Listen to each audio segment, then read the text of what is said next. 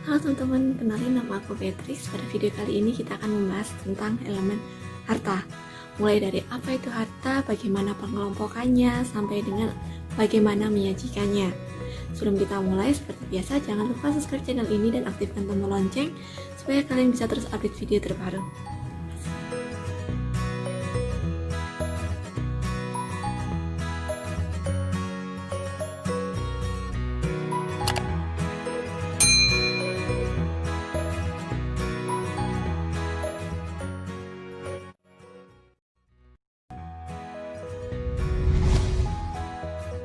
Harta atau aset merupakan salah satu dari 3 elemen penting lainnya yang ada dalam persamaan akuntansi.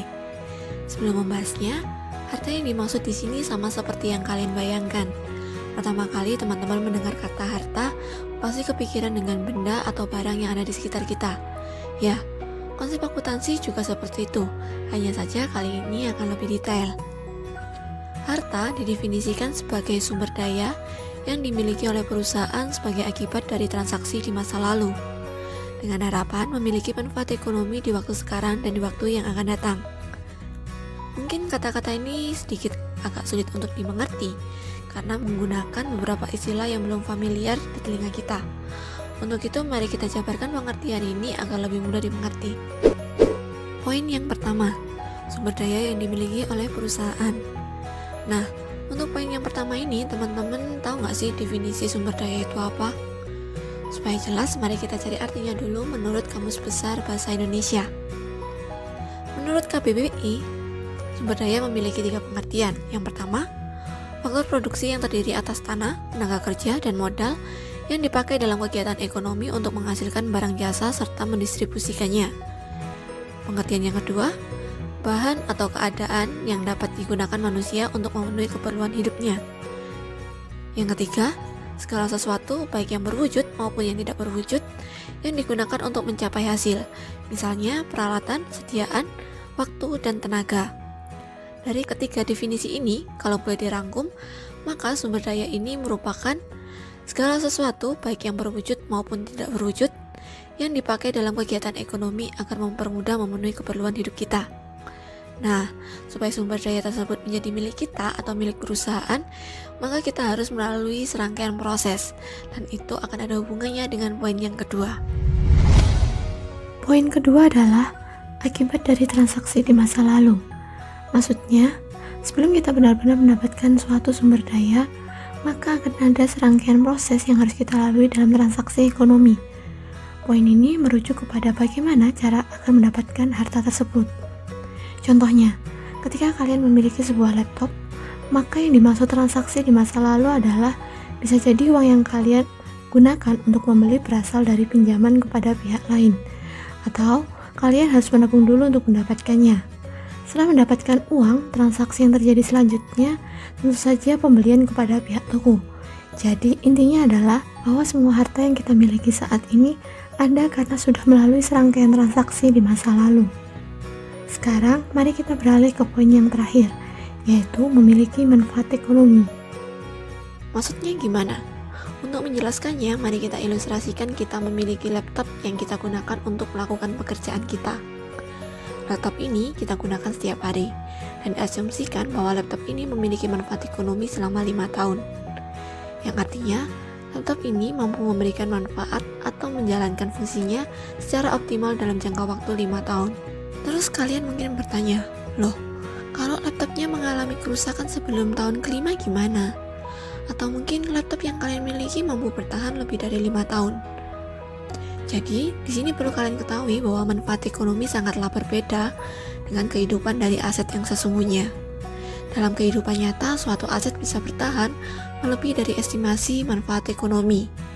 Atau bahkan sebaliknya, karena adanya ketidakpastian ini, akuntan akan menggunakan asumsi dalam menilai umur ekonomi dari suatu aset. Jadi pada kasus laptop tadi, diasumsikan bahwa laptop tersebut bisa melakukan fungsinya secara optimal dalam waktu 5 tahun. Dan selama 5 tahun itu, kita akan menyusutkan nilainya sehingga di akhir tahun kelima, laptop ini dianggap tidak lagi memiliki nilai ekonomis. Sekarang kita sudah lebih paham apa itu harta menurut akuntansi. Sekarang mari kita ketahui bagaimana menyajikan harta ketika di neraca. Tapi, kenapa harus neraca dan apa itu neraca? Jadi, neraca adalah salah satu laporan keuangan yang penting, yang isinya menggambarkan posisi dari harta, utang, dan modal dari perusahaan pada suatu periode tertentu. Di dalam penyajiannya, semua instrumen tersebut sudah dikelompokkan. Untuk kelompok harta akan diurut sesuai dengan tingkat likuiditasnya. Buat yang bingung apa itu likuiditas, sederhananya, likuiditas adalah kemampuan suatu harta untuk diuangkan atau ditukar menjadi uang. Jadi semakin liquid suatu harta atau semakin mudah suatu barang untuk diuangkan, maka akan disajikan di paling awal. Nah, untuk pengelompokan harta atau aset secara umum dibagi menjadi dua, yaitu kelompok harta lancar dan harta tidak lancar atau kita sebut harta tetap.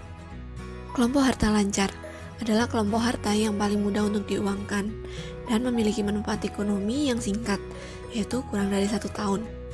Yang tergolong dari harta lancar adalah yang pertama, uang, baik yang kalian miliki fisiknya saat ini maupun uang yang kalian simpan di bank. Selanjutnya adalah piutang atau wesel tagih. Piutang atau wesel tagih ini intinya adalah di mana orang lain berutang kepada kita, tapi ada perbedaannya. Untuk wesel tagih disertai dengan surat atau dokumen resmi, sehingga kita memiliki kekuatan dalam melakukan penagihan, sedangkan piutang tidak memilikinya. Lalu selanjutnya ada persediaan barang dagang. Yang ini cukup jelas, cuma di sini kalian harus jeli melihat aktivitas usahanya. Seperti contohnya dealer motor atau dealer mobil. Kalau usahanya jual beli kendaraan, maka motor dan mobil yang dijual ini diakui sebagai persediaan barang dagang, bukan diakui sebagai aktiva tetap perusahaan. Selanjutnya ada perlengkapan, lalu ada beban dibayar di muka. Kenapa beban dibayar di muka dianggap sebagai harta? Jadi kita mengakui ini sebagai harta karena kita akan mendapatkan manfaatnya. Contoh umum dari beban dibayar di muka adalah sewa dibayar di muka. Sewa akan selalu dibayarkan di awal sebelum kita merasakan manfaat dari sewa. Maka dari itu, walaupun awalnya kita mengakui sebagai harta, namun di akhir periode kita perlu menyesuaikannya dengan mengakuinya sebagai beban. Selanjutnya adalah surat-surat berharga.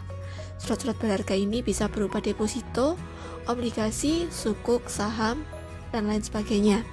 Dengan syarat bisa dicairkan kapanpun atau dalam waktu kurang dari 1 tahun, terlepas apakah untung ataupun rugi dalam penjualannya. Namun, bagaimana bila surat berharga ini bertujuan kita simpan dalam jangka waktu panjang atau lebih dari 1 tahun? Maka surat berharga ini akan kita masukkan dalam kelompok aset tidak lancar. Pertanyaannya, apa itu aset tidak lancar? Aset tidak lancar atau biasa disebut dengan aset tetap adalah kelompok aset yang memiliki tingkat likuiditas rendah atau sulit untuk diuangkan, serta memiliki manfaat ekonomi lebih dari 1 tahun. Aset tetap akan dibagi lagi menjadi dua, yaitu aset tetap yang berwujud dan aset tetap tidak berwujud. Yang dimaksud dengan kelompok aset tetap berwujud adalah tanah, bangunan, peralatan, mesin, dan kendaraan. Untuk contoh dari kelompok aset tetap tidak berwujud, biasanya akan berupa hak-hak istimewa seperti hak paten, hak cipta, hak merek, dan franchise. Dan juga ada goodwill atau nama baik. Untuk goodwill ini bukan merupakan hak, tapi lebih tepatnya seperti kekayaan intelektual. Goodwill akan muncul apabila ada proses akuisisi atau merger perusahaan. Walau aset ini tidak memiliki bentuk, namun mereka tetap bisa diperjualbelikan. Begitu pula dengan goodwill. Oke, sekarang teman-teman sudah tahu apa itu definisi dari harta, bagaimana penggolongannya, dan juga bagaimana menyajikannya di neraca. Pada video berikutnya kita akan membahas tentang elemen utang. Kalau teman-teman ada pertanyaan atau masukan, silahkan tulis di kolom komentar. Terima kasih sudah menonton. Bye-bye.